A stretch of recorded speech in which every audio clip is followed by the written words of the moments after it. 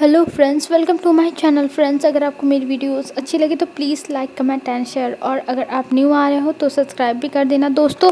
तो चलो हम आज का पार्ट स्टार्ट करते हैं। और जो भी यार थोड़ी बहुत आवाज़ आ रही होगी उसे इग्नोर करना, क्योंकि मेरे घर की आवाज़ें नहीं है कि मैं उसे बंद करा सकूं। मेरे बगल वाले घर से आ रही है तो उसका मैं कुछ नहीं कर सकती हूँ, ठीक है ना। तो स्टार्ट करते हैं। हमने देखा था वांग जी को जियान चंद पसंद आया था, पर जियान चंद को वांग जी तो बिल्कुल पसंद नहीं आया। तो अब जो जियान चंद है वो तो बस नाराज़ है, और इधर वांग जी अपनी शादी की तैयारियां कर रहा है, लेकिन उसकी फैमिली खुश नहीं है। बस दोनों फैमिलियों में मैडम यूँ ही खुश है और वांग जी खुश है। और हमें अब दिखाया जाता है जो विंग था वो सब्ज़ी लेने गया था। तो हम आगे देखते हैं। विंग कहता है कोई बात नहीं, आपने मुझे खरीद के दे दिया, इसके लिए थैंक यू। मैं अब चलता हूँ। तब वो लेडी कह रही अरे बेटा रुको, तो मेरी बात तो सुनो। पर जो विंग था वो कहता नहीं, मुझे जाना पड़ेगा, अगर मैं नहीं गया ना तो मेरी आंटी मेरे ऊपर गुस्सा करेंगी। तब वो कहती है अच्छा ठीक है बेटा, तुम जॉब पर अपना नाम तो बता दो। तब वो कहता है मेरा नाम विंग है।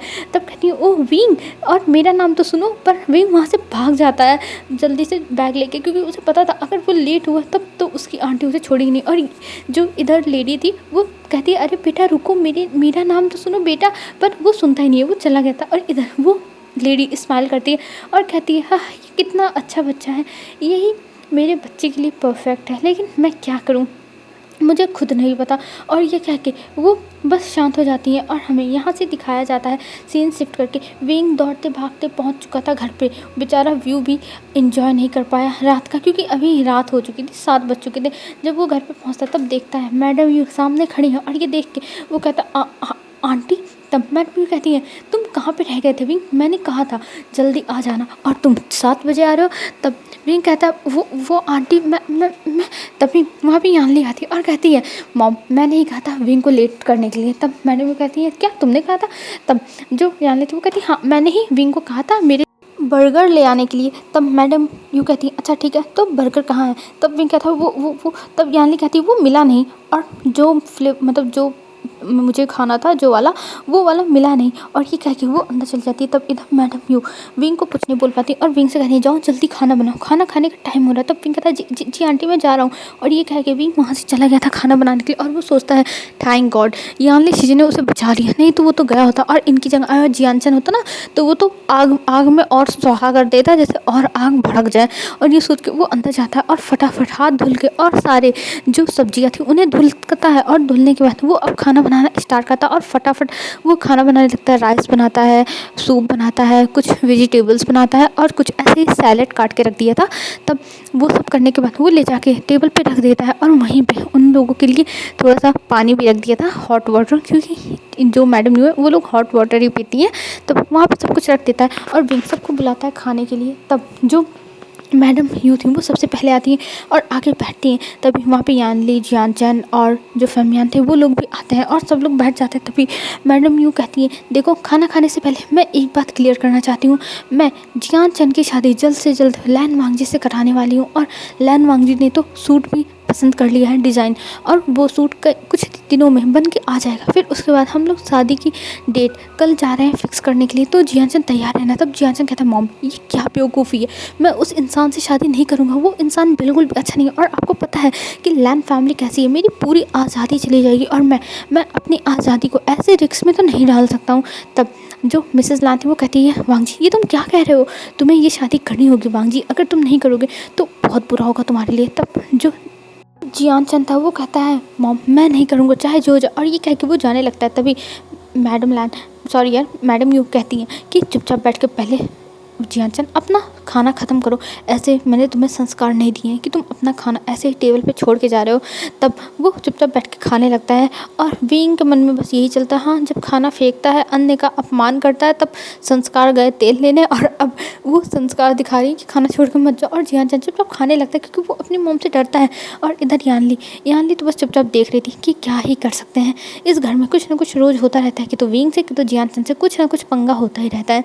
फिर वो उन लोग खा के जाने के बाद विंग भी सारे बर्तन को साफ़ करता है और फिर किचन में ही बैठ के अपना खाना खाता है। और खाने के बाद वो चला जाता है गार्डन में, और गार्डन में वो बैठा था और आसमान में देख रहा था और कह रहा था मॉम डैड आप लोग मुझे देख रहे हो ना, मैं कितना ज़्यादा खुश हूँ, इस घर में कितना ज़्यादा खुश हूँ, आप लोग मुझे क्यों छोड़ के चले गए, मैं इतना ज़्यादा खुश रहना डिज़र्व नहीं करता हूँ। और ये कहते हुए वो हंस रहा था, मतलब एक तरह से वो अपने माँ बाप को टोन मार रहा था कि आप लोग तो चले गए मुझे यहाँ पे छोड़ के, खुद तो भगवान के पास चले गए और मुझे ऐसी लाइफ जीने के लिए मजबूर कर दी आप लोगों ने ऐसा क्यों किया। बस पिंक के अंदर यही सवाल था, अरे आप लोग मर रहे थे तो मुझे भी लेके मर जाते ना उस ब्लास्ट में, मुझे भी लेके ख़त्म हो जाते, मुझे क्यों बचाया, मुझे ये नहीं समझ में आ रहा है। बस पिंक के दिमाग में यही चल रहा था और वे रो रहा था आसमान को देख के और कह रहा था, आप लोग ने मुझे इतनी खुशी वाली लाइफ दे दी खुद इस दुनिया से जाके कि मैं क्या बताऊँ, मैं इतनी खुशी डिज़र्व नहीं कर पा रहा हूँ, मुझे इतनी खुशी डाइजेस्ट नहीं हो रही है।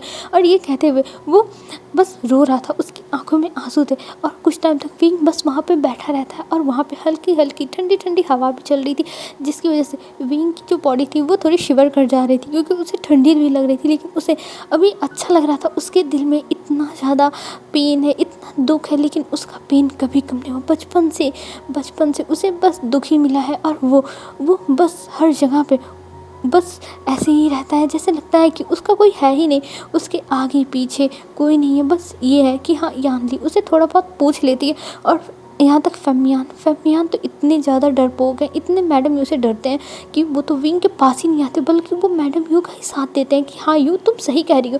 पर यानली है जो थोड़ी हिम्मत दिखा के विंग को बचाने की कोशिश करती है, पर यानली भी कितना हिम्मत दिखाएगी। विंग यही सब सोचता है, यही सब सोच के उसकी आंखों से बस आंसू गिर रहे थे और वो आसमान में चांद और तारों को देख रहा था। और एक जगह पे वो पॉइंट आउट करते हुए कहता है, ये जगह मॉम डैड आपको पता है ना, ये जगह आप दोनों के बीच में मेरे लिए खाली है, जहाँ पे मैं आके आप दोनों के बीच में रहूँगा। बस मुझे एक बार आने दीजिए आप लोगों के पास, फिर मैं आप लोगों को बताऊंगा, मैं आप लोगों से नाराज़ रहूँगा, मैं आप लोगों से बहुत ज़्यादा ही नाराज़ रहूँगा और आप लोग मुझे मनाओगे, फिर मैं जल्दी मानूंगा नहीं। और ये कहते हुए विंग हंस रहा था, रो भी रहा था, उसके दिल में बहुत पेन था, बहुत ज़्यादा ही पेन था और वो बस ऐसे ही एक फीकी सी स्माइल करता और फिर उठ के अंदर चला जाता है।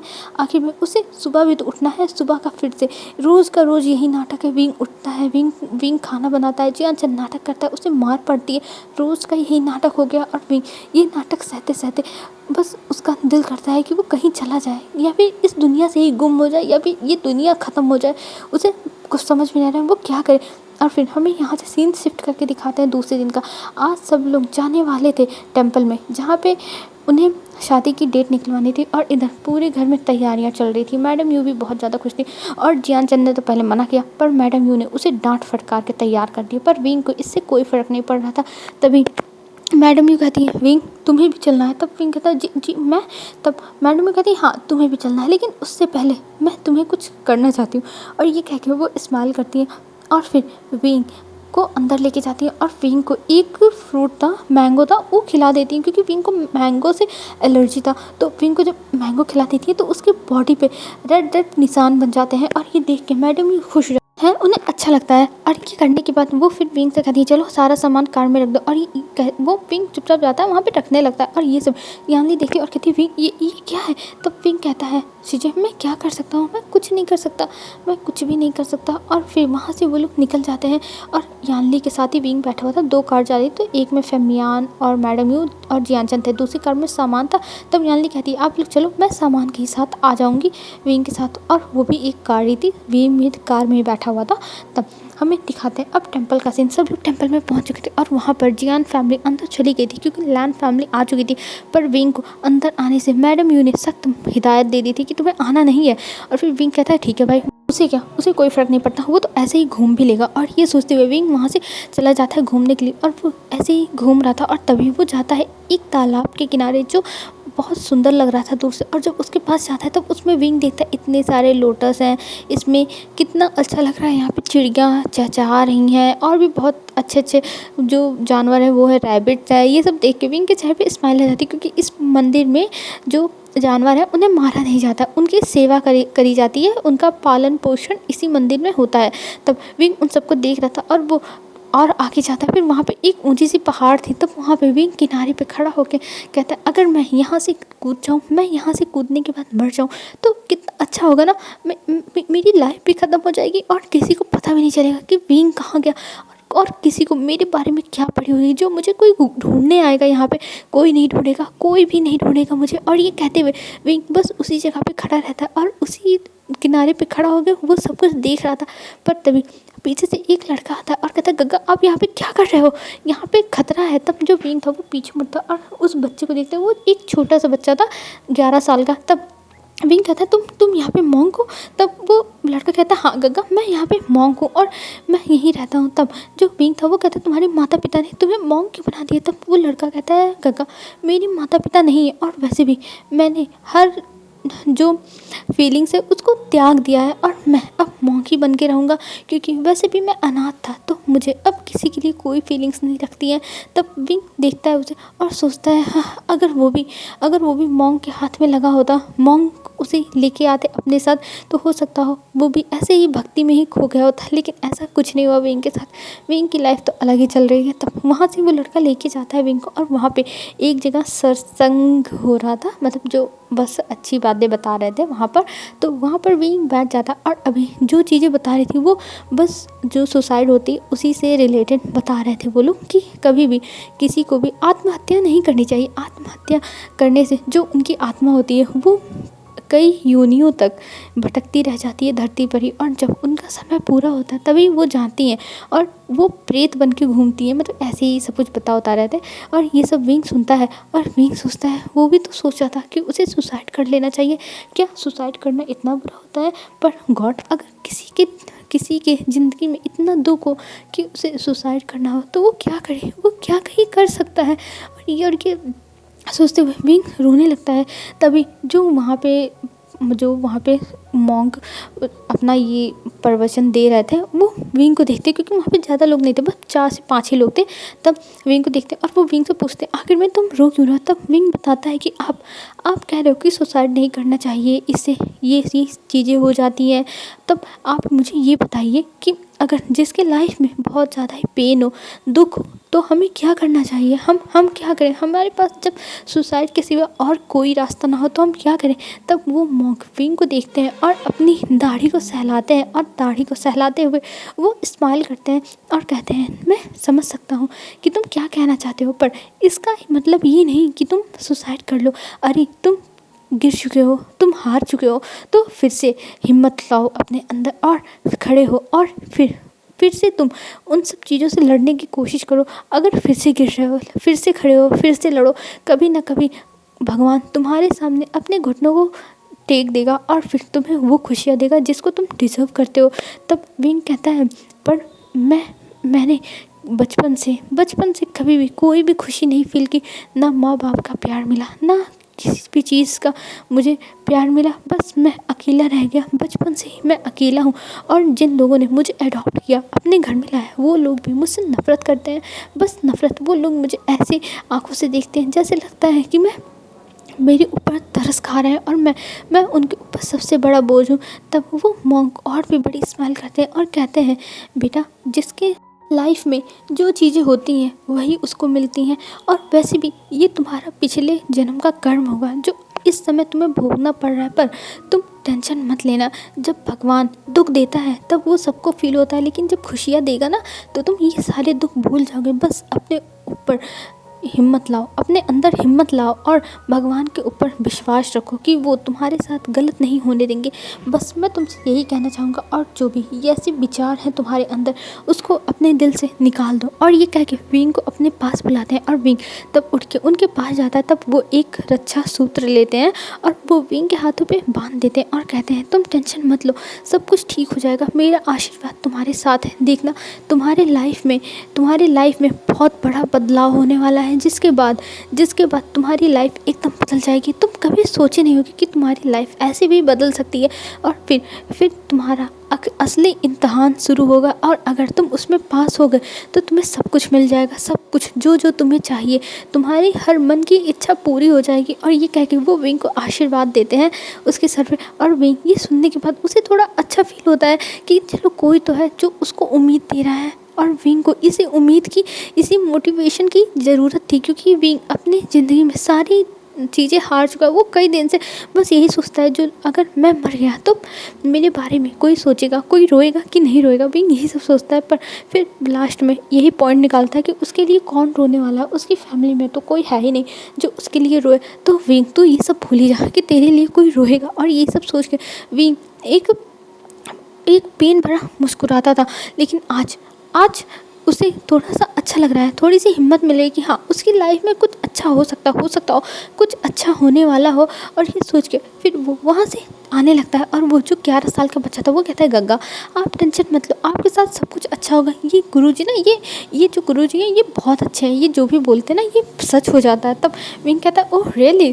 तब वो लड़का कहता है, हाँ गग्गा सब कुछ सच हो जाता है। और आपको देखना चाहिए, सच में आपके साथ अच्छा होगा, आप बुरा मत सोचना। तब विंग कहता है, तुम भी मॉन्क हो तो मुझे गग्गा क्यों कह रहे हो, अरे मुझे तुम्हारा पैर छूना चाहिए।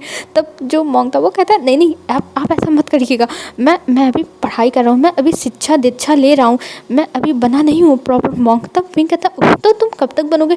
तब वो लड़का कहता है, मुझे नहीं पता, मुझे अभी जो सारे ग्रंथ हैं उनका पूरा पढ़ना पड़ेगा, उनका एग्ज़ाम देना पड़ेगा, मतलब जैसे उनका भी इम्तहान होगा जो मुझे याद रहेगा, मुझे अपने गुरुदेव को सब कुछ सुनाना पड़ेगा। और जब मैं सब कुछ सीख जाऊंगा, सब कुछ में एकदम कौशल हासिल कर लूँगा, तब फिर उसके बाद मैं बन सकता हूँ। तब विंग कहता है, ओ ये तो बहुत ज़्यादा इंटरेस्टिंग है। तब वो कहता है, हाँ गग्गा इंटरेस्टिंग है, लेकिन बहुत पढ़ना पड़ता है, इतने मोटे मोटे ग्रंथ हैं कि हम क्या बताएं। तब विंग कहता है, अरे तुम ग्रंथ पढ़ते हो, हम कॉलेज में पढ़ते हैं, पर हाँ तुम जो कर अच्छा काम कर रहे हो तुम करते रहो। तब वो कहता है, हाँ गग्गा आप बहुत अच्छे हो, आप बहुत अच्छे से बात करते हो। तब विंग कहता है, हाँ और तुम भी बहुत ज़्यादा क्यूट हो। और ये कह के वो उस मॉन्क के जो चीक्स थे, चबी थे एकदम, तो उन्हें खींचे जाता, पर वो मॉन्क बच्चा रोक देता और कहता है, नहीं गग्गा ऐसा मत करना, नहीं तो पता चलेगा कि मुझे डांट पड़ जाएगी अगर मेरा चीक्स रेड रहा। तब विंग कहता, ओ ऐसी बात है। तब वो कहता है, हाँ मुझे डांट पड़ जाएगी। और ये कह के फिर वो कहता है, अच्छा ठीक है गग्गा मैं जा रहा हूँ, मुझे अंदर जाना है, गुरुदेव ने हमारी दूसरी क्लास लेनी है। तब जो विंग था वो कहता, अच्छा ठीक है जाओ मैं चलता हूँ। और ये कह के विंग उस लड़के को वहीं पे छोड़ के चला आता है। और उसके चेहरे पे आज स्माइल थी, वो उसमें उसे सच में अच्छा लग रहा था इस बच्चे से बात करने के बाद। और विंग जब आता है तब वो कार के पास खड़ा हो जाता है चुपचाप, और खड़ा होके बस वो आसमान में देख रहा था, सूरज चमक रहा था और उसकी आंखों में उसकी लाइट पड़ रही थी, जिसकी वजह से विंग को जैसा लग रहा था कि वो तो गिर ही जाएगा। पर ये मैडम न्यू सच में कितनी ज़्यादा बुरी हैं। वो ड्राइवर को भी बाहर खड़ा करके रखी है और चाबी से लॉक करवा दी है, और कहीं जब तक मैं नहीं आती तब तक तुम लोग अंदर बैठ नहीं सकते हो। और विंग भी चुपचाप खड़ा है। तभी उसके कॉलेज से कॉल आता है, नेहा कहता है, ब्रदर तू कहाँ है, जल्दी आ जा, और वैसे भी आज हमारी प्रोजेक्ट सबमिट होनी है, तेरी प्रोजेक्ट मेरे पास अगर तू नहीं आया ना तो सबमिट नहीं होगा। तो पिंक कहता, पर नेहा मैं नहीं आ सकता, मैं आंटी के साथ यहाँ पे आया हुआ हूँ। तब नेहा कहता है, देख भाई मुझे पता तू क्या करे कैसे आए, पर तुझे आना पड़ेगा, अगर तू नहीं आया ना तो तेरा जो प्रोजेक्ट है वो नहीं होगा सबमिट और फिर तू फेल हो जाएगा।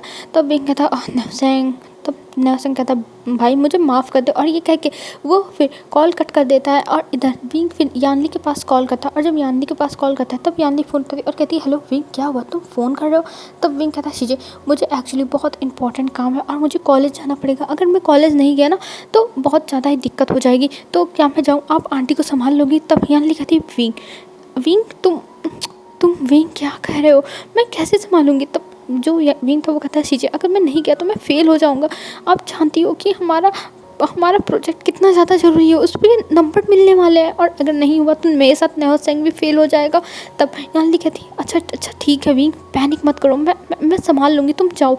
तब विंग कहता है, ठीक है शीजे और थैंक यू सो मच। तब जो यान्नी थी वो कहती, हाँ ठीक है जाओ, और ये कह के वो कॉल कट कर देती। और यहाँ से विंग फिर चला जाता है अपने कॉलेज एक टैक्सी में बैठ के। और हमें अब कॉलेज का सीन दिखाते हैं। कॉलेज में विंग पहुंचता है जल्दी क्लास में। तब नेहा कहता, भाई तू कहाँ रह गया था, अच्छा हुआ तू आ गया, नहीं तो मेरी जान निकल जाती, अगर मैं फेल हो जाता ना तो मेरे गग्गा तो मेरी बैंड बजा देते। तब विंग कहता है, हाँ नेहा मैं आ गया, बस खुश। तब नेहा कहता है, हाँ भाई खुश हो गया, मैं खुश हो गया। और ये कह के फिर वो अब चला जाता है नेहा के साथ अंदर। अपना प्रोजेक्ट देने के लिए। और हमें इधर दिखाते हैं मंदिर में जो वांग जी था वो तो बस जियान को ही घूरे जा रहा था और कह रहा था, ओह जियान तुम कितने ज़्यादा अच्छे हो, सच में मैंने तुम्हारी तरह इतना अच्छा इंसान नहीं देखा। हाँ मैं समझ सकता हूँ कि तुम्हारी शादी मुझसे ज़बरदस्ती हो रही होगी, तुम मुझे नहीं पसंद करते होगे, पर टेंशन मत लो, मैं इतना प्यार दूंगा तुमको कि तुम मेरे मेरे मुझसे मुझसे बहुत प्यार करोगे जियान, बहुत प्यार करोगे। और ये कह के वांग जी तो बहुत ज़्यादा ही खुश हो गया था, बहुत ज़्यादा ही खुश हो गया। वो स्माइल करके देख रहा था और जो जियान था वो कहता है, हाँ ये इंसान कैसा है यार, ये कितना ज़्यादा रूड इंसान है, ये मैं क्या करूँ, मैं क्या ही बोलूँ। जियान तो ऐसे मुंह बना रहा था और जो लैन फैमिली थी वो चुपचाप बैठी हुई थी, वो ज़्यादा बातें नहीं कर रही थी। और इधर मैडम ये चपट चपट बस किए जा रही थी, वो बातें कर रही थी वांग जी से और वांग जी उनकी बातों का अच्छे से रिस्पॉन्स कर रहा था, पर लैन फैमिली नहीं बोल रही थी। और इधर फैमियान जियान यानली भी शांति से बैठे हुए थे।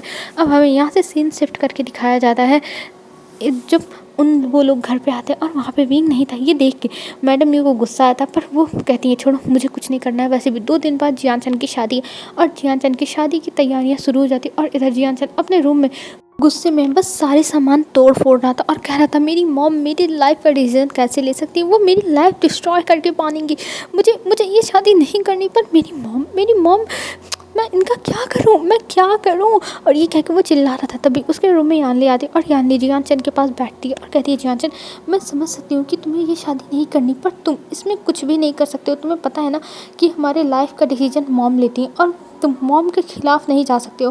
वैसे भी तब जो जियान था वो कहता, पर मुझे ये शादी नहीं करनी, मैं सच कह रहा हूँ, मुझे नहीं करना है ये शादी। होती सब लोग मेरे पीछे क्यों पड़े हैं, प्लीज़ शीजे मुझे बचवा लो शीजे, मुझे नहीं करनी है ये शादी। तब यानली कहती है, मैं समझ सकती हूँ जियान, पर मैं इसमें कुछ भी नहीं कर सकती हूँ। तुम्हें पता है कि मॉम कितनी ज़्यादा स्ट्रिक्ट है और अगर मॉम को पता चला कि मैंने तुम्हारी हेल्प की है तो तुम जानते हो कि क्या से क्या हो जाएगा। तब जियान कहता है, पर शीजे मुझे ये शादी नहीं करनी है, नहीं करनी है। तब जो यानली थी वो कहती है, मैं इसमें कुछ भी नहीं कर सकती और वो वहाँ से चली जाती है, क्योंकि भाई वो सच में इसमें कुछ नहीं कर सकती है। और इधर जो बींग था अभी उसके लिए कुछ आराम था, क्योंकि और मेट्स जो थी केटरिंग वालों को जो मैडम ही थी उन्होंने हायर किया था, क्योंकि उन्हें कोई भी गलती नहीं चाहिए, क्योंकि उनकी घर की शादी लैन फैमिली में हो रही है तो हर एक चीज़ परफेक्ट चाहिए। लैन फैमिली को परफेक्ट चीज़ें ही पसंद आती हैं, तो इसलिए बहुत सारे मेड सर्वेंट सब लोग आ चुके थे। और विंग ही सब देख के इस्तेमाल करता, हाँ चलो अच्छा हुआ। और ये सोचते कर वो इस्तेमाल कर रहा था और इधर वो अपने रूम में था और मैडम यू उसके रूम में आती और कहती है, खबरदार अगर तुम शादी के तक अपने रूम से निकले, तुम शादी के बाद ही अपने रूम से निकलना, और अगर उससे पहले तुम अपने रूम से निकले तो मुझसे बुरा कोई नहीं होगा विंग, कोई नहीं होगा। तब विंग कहता, पर आंटी, तब मैडम क्यों कहती है, चुप करो और अपने रूम से बाहर मत निकलना, नहीं तो देख लेना, समझ गए ना। तब विंग कहता है, जी आंटी। और ये कह के वो फिर अपना सर नीचे कर लेता है। हाँ उसके साथ ऐसा ही होता रहेगा, ये दुनिया बड़ी जालिम है, उसके साथ ही ऐसा क्यों करती है, उसे तो समझ में नहीं आता है। और इधर विंग अपने रूम में ही था और आज शादी का दिन आ चुका था और आज शादी थी। और जियान अपने रूम में बहुत ज़्यादा ही चिल्ला रहा था, कहता था शादी नहीं करनी है। और इधर मैडम भी सुबह ही उसे धमका देती हैं कि तुम्हें शादी करनी पड़ेगी चाहे जो हो जाए, और अगर तुमने शादी नहीं की तो मुझसे बुरा कोई नहीं होगा जियान, और याद रखना अगर कुछ भी गड़बड़ की तो देख लेना। और ये कह के वो वहाँ से चली गई थी। और इधर जियान रोने लगा था और कह रहा था, मेरे साथ ऐसा क्यों होता है, मेरे साथ ही ऐसा क्यों होता है, मेरे साथ ही ऐसा क्यों होता है। और ये कह के वो बहुत ज़्यादा ही रो रहा था। पर अभी यहाँ पे यानली आती और कहती है, देखो जियान, जो मॉम ने कहा है वो तो तुम्हें करना ही पड़ेगा, और तुम्हें पता है ना हम मॉम के खिलाफ नहीं जा सकते हैं। तब जियान कहता है, शीजे पर मॉम मेरी बातें क्यों नहीं समझ रही हैं, मुझे ये शादी नहीं करनी। तब यानली कहती है, देखो जियान, मैं कुछ नहीं कर सकती हूँ। और ये कह के वो फिर वहाँ से चली जाती है। और हमें अब दिखाया जाता है सीधा शादी के मेन्यू का सीन, जहाँ पे अब ब्राइड को बुलाने के लिए कहा जाता है। और इधर वांग जी की तरफ का सीन दिखाते हैं। तो वांग जी जब तैयार होता तब लैन फैमिली में जैसे लगा था कोई मर गया है, क्योंकि सब लोग बहुत ज़्यादा ही लेजी फील कर रहे थे और वो लोग का काम में मन नहीं लग रहा था। और ये सब देख के वांग जी को गुस्सा आता और वो कह रहा था, अगर आपको काम नहीं करना तो ठीक है, आप लोग बस तैयार हो जाओ, मैं सारे काम संभाल लूँगा। और वो अपने मतलब खुद से ही सारे काम इंतजाम करवाने लगता। और ये पूरी फैमिली देख के हैरान थी, वाह कभी किसी काम में लगा नहीं और आज सारे काम करवा रहा है, सच में ये लड़का कितना बदल गया है। और ये सोच के सब लोग अपना शरीर शेक कर रहे थे।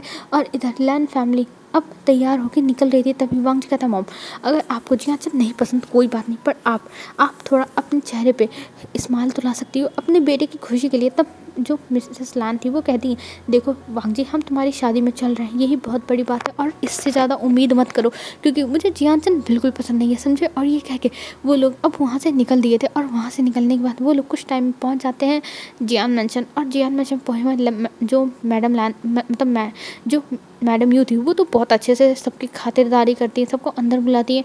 और जो लैन फैमिली थी वो जाके चुपचाप टेबल पे बैठ गई थी और जो शिया थी वो इधर उधर बस देख रही थी यहाँ क्या चल रहा है। और सब लोग चले जाते हैं। अब मतलब जो वांग जी था वो चला जाता है स्टेज पर और हमें अब ब्राइड को बुलाने के लिए कहा जाता है, जो पहले हुआ था तब वहाँ पे अब ब्राइड को बुलाया जा रहा था। तभी ऊपर से जो यानली है वो आती है और अपनी मॉम को बुला के लेके जाती है। और जब उसकी मॉम अंदर जाती है और कहती है क्या हुआ यानली, तब यानली बताती है कि जियानचन अपने रूम में है ही नहीं, वहाँ पर नहीं है जियानचन। तब ये सुनने के बाद जो मैडम यू थी वो तो एकदम शॉक, क्या जियानचन नहीं है। तब वो कहती है हाँ जियानचन नहीं है और वो पता नहीं कहाँ चला गया मॉम, मुझे नहीं पता कि वो कहाँ गया, हम क्या करेंगे मॉम। तब जो मैडम यू थी वो जियानचन के नंबर पे कॉल करने लगती है, पर जियानचन का मोबाइल तो घर पे ही था। ये देख के वो परेशान हो जाती है और वो अपने सर पे हाथ रख के बैठ जाती है। फिर वो कहती हैं मैं अब क्या करूँ, मैं अब क्या करूँ, मेरे हाथ से इतना महंगा प्रोजेक्ट चला जाएगा, मैं क्या करूँ। तभी यानी कहती मॉम आप ये क्या कह रही हैं, आप ये कैसे बिहेव कर रही हैं, नहीं आप जो जियानचन के बारे में नहीं सोचिए, आप बस अपने प्रोजेक्ट के बारे में सोचिए। तब मैडम ये कहती हैं तुम चुप करो यानी, अभी जियानचन से ज़्यादा ज़रूरी मेरे लिए ये प्रोजेक्ट है, समझी। और ये कह के वो यानली को धक्का दे देती है और यानली थोड़ी दूर जाके गिरती है। और ये देख के उसे बहुत बुरा लग रहा था, मतलब उसकी मदर बस अपना फ़ायदा ढूंढ रही है और कुछ नहीं, बस उसे अपना फ़ायदा चाहिए हर चीज़ में। उसकी मदर ऐसी क्यों है, उसे खुद भी नहीं पता कि आखिर में उसकी मदर ऐसी क्यों है, वो खुद ही नहीं समझ पा रही है। और फिर जो मैडम ये थी वो कहती है ठीक है, मैं कुछ सोचती हूँ, मैं सब कुछ सही कर दूँगी, चाहे जो हो जाए सब कुछ सही हो जाएगा। और ये कहते हुए वो बाहर जाती हैं। तभी उनके दिमाग में एक आइडिया आता है और वो मिसेस लैन को रूम में बुलाती हैं। और जो मिस्टर लैन थे और मतलब पूरी फैमिली को ही उन्होंने बुला लिया था वहाँ पर ही, बस लैन वांग जी को छोड़ के, क्योंकि वो अभी स्टेज पे था। तब वहाँ पे सबको बुलाती हैं और सबको बार बार माफ़ी मांगने लगती है। तब जो मिसेस लैन थी वो कहती है पर आप माफ़ी क्यों मांग रही है, क्या हुआ है। तब वो बताती हैं कि जियानचंद शादी छोड़ के भाग चुका। और ये सुनने के बाद सब लोग शॉक, क्या जियानचंद शादी छोड़ के भाग चुका। अरे जब जियानचंद उनके घर में आ रहा था तब उन्हें इतनी तकलीफ़ नहीं थी जितनी अब बदनामी का डर उन्हें अब है। अब उनकी बदनामी हो जाएगी, अब हर मीडिया में हर जगह उनके नाम पे बस यही होगा कि उनका जो ब्राइड था वो भाग गया। और ये सब सोचते ही जो मिसेस लैन थी उन्हें तो बहुत गुस्सा था और कहती हैं मैडम यू ये क्या है, हमारी कितनी बदनामी होगी। तब मैडम भी कहती है मैं समझ सकती हूँ, इसीलिए मैं आप लोग को बता रही हूँ, पर मेरे पास इसके लिए एक ऑप्शन भी है, अगर आप चाहो तो। तब वो लोग कहते हैं क्या ऑप्शन है, आप बताओ जल्दी क्या है। तब मैडम यूँ बोलती हैं अगर आप चाहो तो मैं जियानचन की जगह अपनी बेटी यानली को बैठा सकती हूँ, जैसे जियानचन की जगह यानली की शादी हो जाएगी। और वैसे भी आप लोग को यानली ज़्यादा ही पसंद थी। तब इधर जो मैडम यू थी वो पहले तो बाहर चली गई थी। जब ये सब सुना था उन्होंने, तब मिस्टर लैन कहते क्या आप सच कह रही हैं, पर अगर वांग जी को कोई ऑब्जेक्शन हुआ। तब जो मैडम यू थी वो कहती हैं अगर वांग जी को कोई ऑब्जेक्शन हो तो मैं कह दूँगी ना कि जियानचंद भाग गया, और वैसे भी आपकी फैमिली में मेरी बेटी की शादी हो जाएगी और आप लोग भी मेरी बेटी को ही पसंद करने आए थे सबसे पहले, आपकी बेटी ने ही ज़बरदस्ती की थी जियानचंद के लिए। ये सब मतलब वो पढ़ाने लगती हैं और इधर हमें मैडम लैन को दिखाते हैं। तब तक मैडम लैन आ जाती हैं बस 10 मिनट बाद ही, क्योंकि अभी इन लोग के बीच में बहस ही हो रही थी कि क्या करना चाहिए क्या नहीं करना चाहिए। क्योंकि पहले तो वो लोग सोचते थे वांग जी को धोखा नहीं देंगे, लेकिन अब उन्हें भी यही चीज़ सही लग रही है। तब वहाँ पे मिसेस लैन आती है और कहती है रुक जाइए, अभी ये शादी नहीं होगी। तब जो मैडम थी वो कहती है आप क्या कह रही हो, आपकी बदनामी हो जाएगी, हमारी बदनामी का क्या है, मुझे आपके लिए डर है। तब जो मिसेस लैन थी वो कहती है आप हमारी बदनामी की टेंशन मत लीजिए, मैंने उसका बंदोबस्त कर दिया। और ये कह के वो विंग का हाथ पकड़ के उसे सामने करती हैं और विंग को देख के सब लोग शॉक और कहते हैं ये लड़का।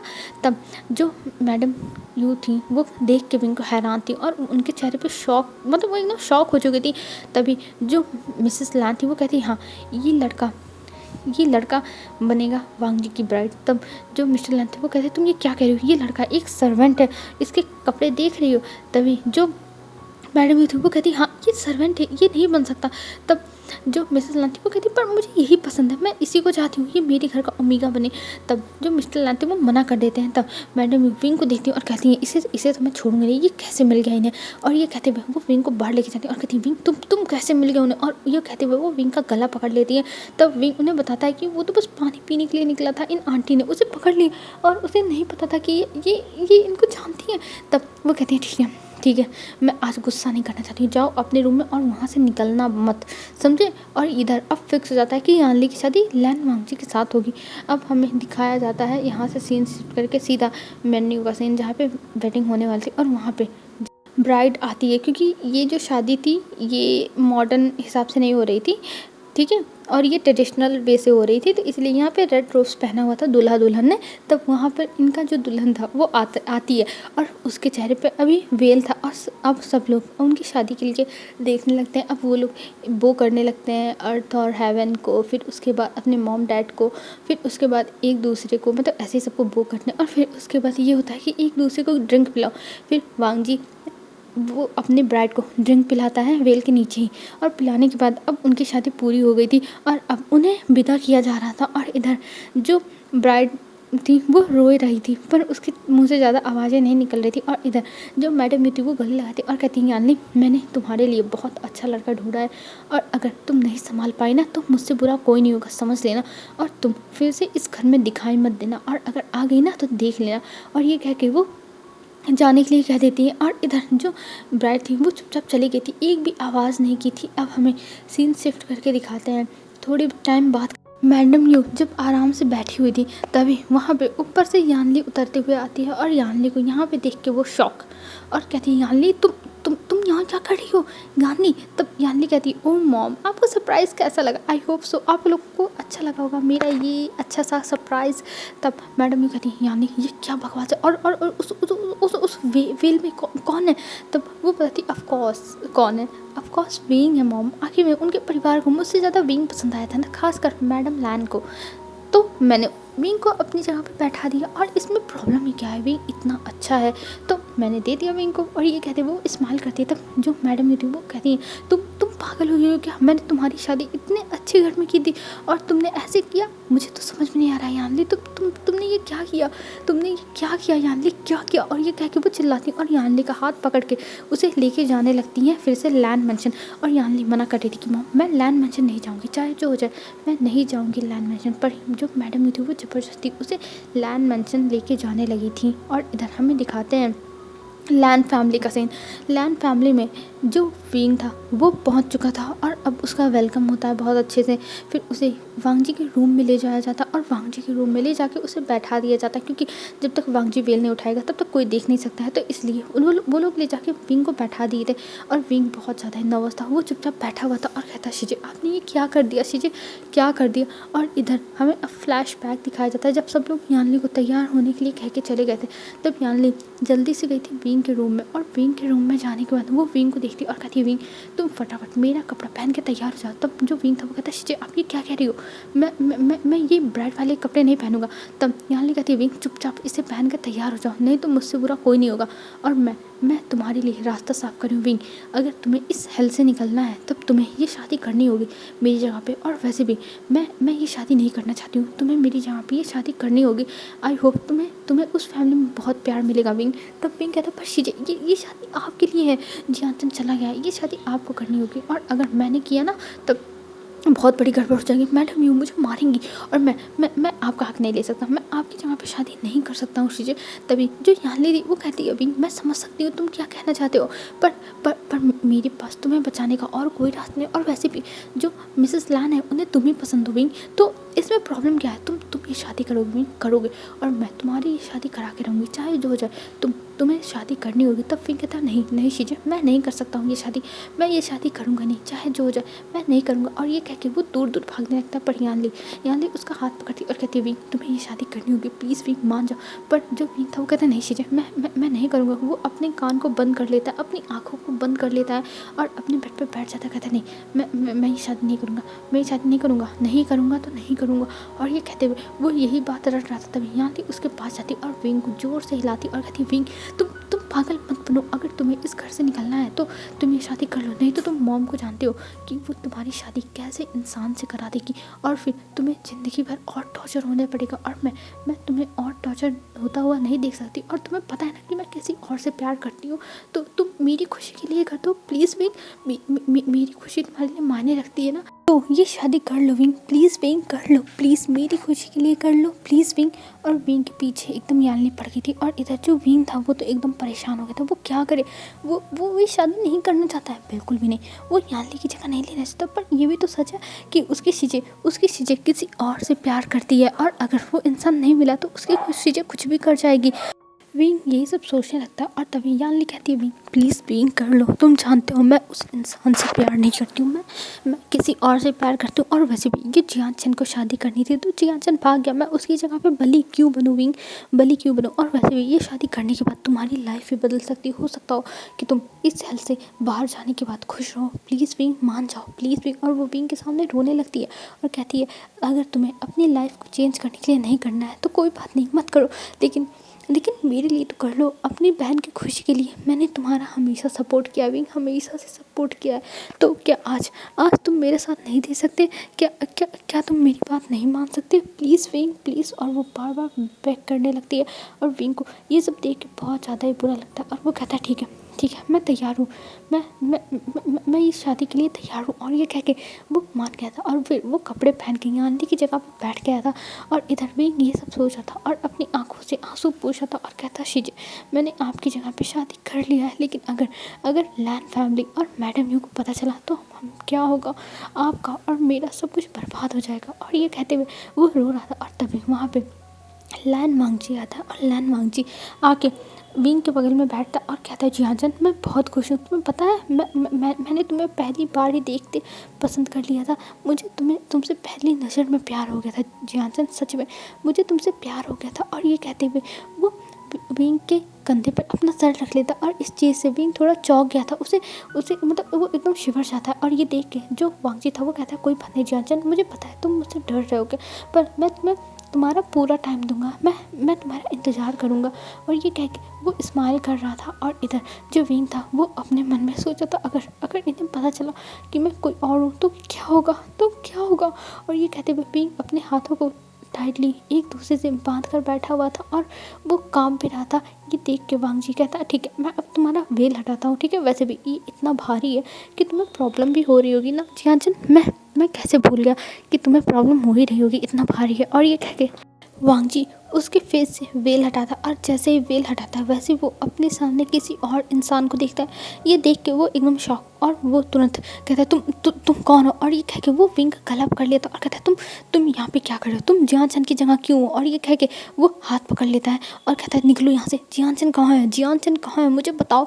और ये कहता है वो चिल्लाता, तभी जो विंग था वो रोने लगता और कहता है प्लीज़ मुझे छोड़ दीजिए, प्लीज़। पर वांगजी उसकी बातें नहीं सुन रहा था और कहता नहीं मुझे बताओ जियान कहाँ है, तुमने क्या किया जियान के साथ। और ये कहते हुए वो विंग का जो बाल में एक्सेसरीज लगी हुई थी उसे निकाल, मतलब वो पकड़ता है लेकिन वो निकल जाते हैं तो उसे फेंक देता है अपने हाथ से, और विंग का जो गर्दन था फिर उसे पकड़ता है, और उसे पकड़ते हुए वो गिराते हुए उसे सीढ़ियों से नीचे लाता है, और नीचे लाके सबके सामने पटक देता और कहता है ये इंसान कौन है, ये यहाँ पे कैसे आया, और जियान कहाँ है मुझे बताओ, जियान कहाँ है। और ये कहते हुए वो चिल्लाने लगता है, और इधर जो उसकी फैमिली थी वो तो एकदम शॉक में चली गई थी, उन्हें तो लगा था ये यानली है, पर यानली की जगह पे ये विंग कैसे आ गया, उन्हें तो समझ में नहीं आता। और विंग बस रो रहा था और कह रहा था मैंने ये सब जानबूझ के नहीं किया, मैंने नहीं किया। और तभी वहाँ पे मैडम यू आ जाती और वो कहती है विंग तुम यहाँ पे क्या कर रहे हो, मुझे तो विश्वास नहीं हो रहा कि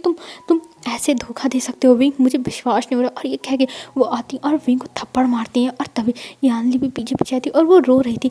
तभी जो मैडम थी वो कहती है मुझे माफ़ कर दीजिए, मुझे नहीं पता था कि वेल के नीचे ये है, और वो माफ़ी मांग रही थी। तभी जो वांगजी था वो कहता है जियान कहाँ है, मुझे बताइए जियान कहाँ है, मुझे जियान चाहिए, कहाँ है जियान। और ये कहते हुए वो चिल्ला रहा था, और इधर जो विंग था वो तो बस सामने देखे जा रहा था, और वो बार बार रोए जा रहा था, और वो यानली को भी देख रहा था, और यानली भी रो रही थी और अपने आंखों से ही माफ़ी मांग रही थी कि विंग माफ़ कर दो मुझसे गलती हो गई, माफ़ कर दो विंग, पर अब क्या ही कर सकते हैं। और इधर जो मैडम लैन थी वो खड़ी होती और कहती है वांग जी पहले तो अपना टोन नीचे करो, ये लैंड मेंशन है, यहाँ पे चिल्लाना मना है, समझे। तब जो वांग जी था वो कहता है मॉम ये आप लोगों की वजह से हुआ, आप लोग जियान चंद को नहीं पसंद करते थे, इसीलिए आप लोगों ने ब्राइट चेंज कर दी, आपने चेंज कर दिया मेरे जियान चंद को, आपने इस लड़के को यहाँ पे क्यों लिया मॉम, क्यों लिया। और वो चिल्लाने लगता है। तभी जो मिसेस लैन थी वो तो कभी वांग जी को मारी भी नहीं थी, लेकिन आज उन्हें इतना गुस्सा लगता है कि वो आती हैं वांग जी के पास और एक थप्पड़ लगाती है और कहती है वांग जी पहले अपना दिमाग ठिकाने लगा और मैं तुम्हें बताती हूँ आखिर में पूरी कहानी क्या है, समझे। और ये कह के वो जियान चंद को मतलब जो वांग जी था उसे बहुत ज़्यादा ही गुस्से में घूरती हैं और कहती है हाँ मैं बताती हूँ कि आखिर में वहाँ पे हुआ क्या था, आखिर में ये सब बवाल किस चीज़ का है वांग जी, किस चीज़ का है, ये सब तुम्हारी वजह से हुआ है, बस तुम्हारी वजह से लैन वांग जी। और ये कह के वो बहुत ज़्यादा गुस्से में वांग जी को देख रही हैं। तो वांग जी कहता मॉम आप ये क्या कह रही हो, मेरी वजह से कुछ नहीं हुआ, कुछ भी नहीं, समझी। और ये कह के वो अपनी मॉम को देखता, तब जो मिसेस लैन थी वो बताने लगती है कि जियान चंद जिसके लिए तुम इतना ज़्यादा पागल हो रहे हो, जिसके लिए चिल्ला रहे हो ना, वो तुम्हें छोड़ के भाग चुका है, वो उसने तुम्हें मंडप में छोड़ दिया था, उसने तुम्हें वेडिंग टाइम पे छोड़ के भाग गया। तब जो वांग जी था वो कहता मॉम आप ये क्या कह रही हो, आप झूठ बोले ना, आप झूठ बोले। तभी जो मैडम थी वो सामने आती और कहती हाँ ये सच है कि मेरा बेटा आपको छोड़ के भाग गया, लेकिन आप टेंशन मत लीजिए, मैंने आपकी शादी यानली से सोची थी, पर ये नालायक पता नहीं कहाँ से बीच में आ गया। तभी जो मैडम थी वो कहती हैं, उनकी बातें सुन के जो मिसेस लैन थी वो कहती आप चुप रहिए। और ये कह के वो देखती हैं और कहती है हाँ वांग जी वो चला गया। फिर हमने सोचा तुम्हारी शादी हम यानली से करा देते हैं, वैसे भी हमें यानली पसंद थी, पर जो यानली थी हमने उसकी शादी मान भी ली। और हाँ उससे पहले मैंने सोचा था कि तुम्हारी शादी विंग से करा दे, क्योंकि विंग मुझे बहुत अच्छा लगा, पता नहीं क्यों इससे एक अटैचमेंट फील हो रही थी मुझे, इसलिए मैंने सोचा कि विंग की शादी तुमसे ही क्यों ना करा दे। पर मैडम यू नहीं मानी और हमने तुम्हारी शादी यानली से तय कर दी, और इसके बाद का मुझे नहीं पता। तभी यानली सामने आती और कहती है मुझे माफ़ कर दीजिए, ये सारी गलती मेरी है। तभी मैडम यू कहती है यानली तुम शांत रहो, मैं बात कर रही हूँ ना, तुम शांत रहो। तभी जो मिसेस लैन थी वो कहती आप चुप रहिए, यानली हमें बताइए कि आखिर में हुआ क्या, हमें आपकी किसी भी बात पर भरोसा नहीं है, समझी। और ये कह के वो यानली के पास जाती है और कहती है बेटा बताओ क्या हुआ है, बेटा बताओ। तब जो यानली थी वो रोने लगती है और फिर वो बताना स्टार्ट करती है कि हाँ उसी की गलती है, उसने ही ये सब किया है, उसने ही विंग को फोर्स किया था उसकी जगह पे ब्राइड बनने के लिए। और ये कहते हुए वो विंग को देखती है और फिर बताने लगती है कि हाँ उसी ने विंग से कहा था ब्राइड बनने के लिए, क्योंकि वो नहीं शादी करना चाहती थी, वो तो किसी और से प्यार करती है, वो ये शादी नहीं करना चाहती थी, और इसीलिए उसने विंग को ब्लैकमेल करके, इमोशनली ब्लैकमेल करके उसे अपनी जगह पे बैठा दिया और यानली वहाँ से बच गई। और अब उसकी मॉम ज़बरदस्ती चाहती है कि उसकी शादी अब लैन वांग जी से हो जाए, पर वो नहीं करना चाहती। तब जो मिसेस लैन थी वो सुनती और कहती हो तो मैडम यू आप अपने बच्चे के ऊपर ये शादी थोपना चाहती थी, आप चाहती थी कि आपकी बच्ची ये शादी कर ले। तब जो मैडम यू थी वो कहती नहीं ऐसी कोई बात नहीं है, मैं ऐसा क्यों करूँगी, मैंने ऐसा कुछ नहीं किया है। और यानी तुम ये क्या बकवास कर रही हो, मैंने ऐसा कुछ किया है। तब यानी कहती मॉम आप चुप ही रहिए, आप भी चाहती थी कि मेरी शादी हो जाए इस घर में, पर मैं ये शादी नहीं करना चाहती हूँ मॉम, नहीं करना चाहती हूँ। और आप मुझे फोर्स नहीं कर सकती हो, अब बस बहुत हो गया, मैं आपके फोर्स में अब आऊँगी नहीं, मैं शादी नहीं करूँगी। और मैं ये सच्चाई बोलती हूँ कि मुझे ये शादी नहीं करनी थी, जैसे जियान चंद के ऊपर ये शादी फोर्स हो रही थी वैसे मेरे ऊपर भी फोर्स हुई थी, और मैंने अपनी जगह पर विंग को बैठा दिया और मैं उस जगह से बच गई। और ये कहते हुए यानली रोने लगती है और इधर मैडम उसका हाथ पकड़ लेती है और कहती है यानली ये तुम क्या कह रही हो, मैंने तुम्हें ये बोलने के लिए कहा था, एक्चुअली ऐसी बात नहीं है, विंग ने इसे ज़बरदस्ती फोर्स किया था इसकी जगह पर बैठने के लिए। विंग बहुत बुरा इंसान है, वो बस पैसे के लिए शादी कर रहा था। और ये सुनते ही विंग कहता है आंटी आप ये क्या करिए, आंटी क्या करिए। तभी यानली अपना हाथ छोड़ती और कहती है मॉम बस बहुत हो गया, और मैं साफ कह देती हूँ मुझे ये शादी नहीं करनी थी, इसलिए मैंने नहीं की। और ये कह के यानली वहाँ से चली गई थी। पर इधर जो मिसेस लैन थी वो कवर करने लगती है, पर जो मैडम लैन थी वो कहती अब आप यहाँ से निकल जाइए, अब ये हमारे फैमिली का मैटर है। तब जो मैडम थी वो कहती है पर विंग मेरी फैमिली का, और मैं यहाँ से नहीं जाऊँगी, मैं इसकी शादी तोड़ना चाहती हूँ, मैं डिवोर्स दिलवाऊँगी। तब मैडम लैन कहती है आप तो शांत ही रहिए, अब बस बहुत हो गया। और विंग वैसे भी आपके फैमिली का नौकर है, आप नहीं बताया था, तो अब आपका विंग से कोई भी रिश्ता नहीं है, और आप यहाँ से निकलिए। और आप नहीं गई तो मैं सिक्योरिटी को बुलाऊँगी, और अब विंग अब यहीं पे रहेगा। और तभी मैडम यू कहती हैं कि आप ये क्या कह रही हैं, ऐसा नहीं हो सकता है, विंग एक गंवार इंसान है, उसे कुछ नहीं आता जाता, और आप अपने बेटे की ज़िंदगी बर्बाद करना चाहती हैं, आपकी रेपुटेशन का क्या होगा, लैन फैमिली की रेपुटेशन का क्या होगा।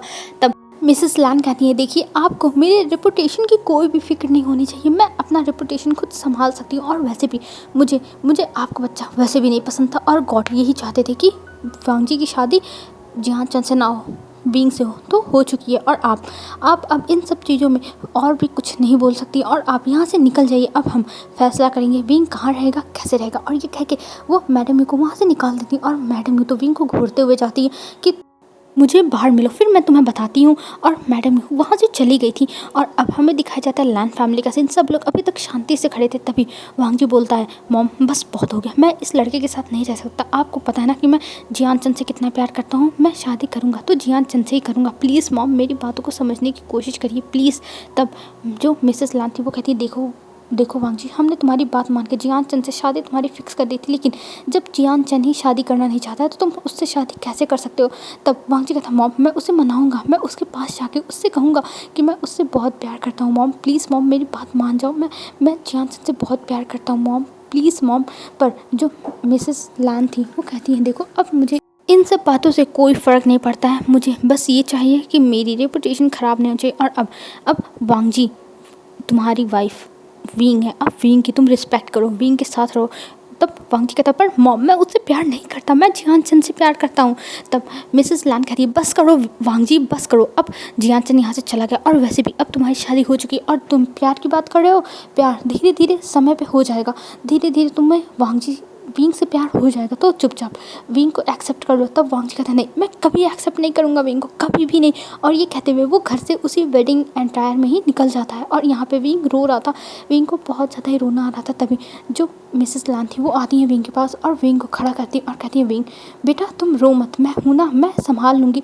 वांग जी को क्या लगता है वो तुम्हें ऐसे छोड़ देगा, नहीं मैं उसे छोड़ने नहीं दूँगी, तुम टेंशन मत लो, मैं अब तुम्हारे साथ हूँ। और ये कह के वो विंग के सर पे सहलाती हैं और फिर उसके बाद उसे गले लगा लेती हैं। और इधर जो पूरी फैमिली थी वो लोग वहाँ से चले गए थे और यहाँ पे बस मिसेस लान ही थी। और मिसेस लान विंग को पकड़ के वांग जी के रूम में लाती और कहती हैं, बीवी अब ये तुम्हारा भी रूम है और तुम यहीं पे रहोगे वांग जी के साथ, और अगर वांग जी ने कुछ भी किया तो मुझे बताना, मैं उसकी खबर लूँगी, और अगर उसने मेरी बात नहीं मानी तब तो उसके लिए कोई और है ही। और ये कह के वो विंग को संभाल रही थी और इधर विंग रोए जा रहा था और कह रहा था, मेरी क्या गलती है, मुझे ही नफरत मिलती है, मेरी क्या गलती है, मैं तो ये शादी करना ही नहीं चाहता था, मैं नहीं करना चाहता था, और मैं ये शादी नहीं करना चाहता था।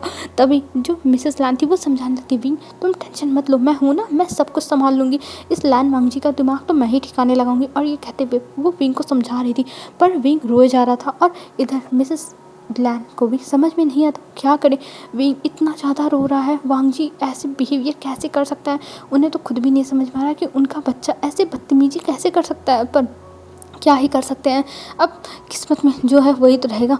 और वैसे भी वांग जी का दिमाग ठिकाने ज़रूर आ जाएगा, वैसे भी उसे बस जियान चंद से अट्रैक्शन हुआ होगा, क्योंकि मिसेस लान को हमेशा से लगता है कि वांग जी जियान चंद को पसंद नहीं कर सकता, क्योंकि जो जियान चंद है वो वांग जी के टेस्ट के हिसाब से है ही नहीं, तो वो कैसे पसंद कर सकता है। और ना जियान चंद के टेस्ट के हिसाब से वांग जी है, तो ये तो पता ही है कि वांग जी को कभी जियान चंद पसंद नहीं करेगा। हाँ पैसों के लिए भले वो शादी कर लेता, पर उसने पैसों के लिए किया नहीं, तो इसका मतलब वो जियान चंद अब वांग जी की लाइफ में नहीं आने वाला है।